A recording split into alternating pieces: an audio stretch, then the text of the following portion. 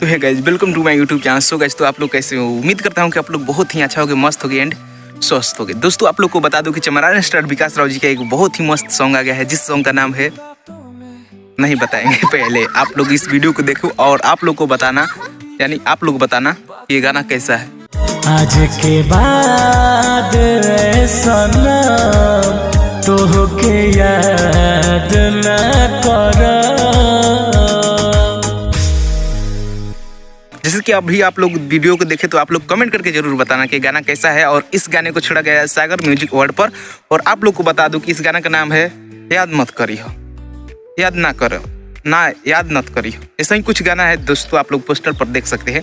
तो गाइज, आप लोग को बता दूं कि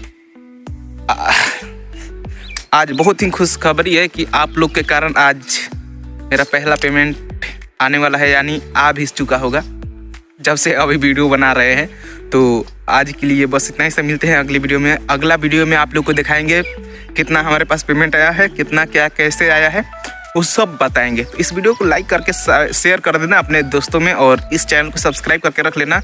आप लोग को बहुत ही मज़ेदार वीडियो देखने को मिलेगा। मैं ही हूँ माही अमन, और आप लोगों को बहुत ही जल्द बहुत ही मस्त वीडियो देखने को मिलने वाला है इस चैनल से, ठीक है।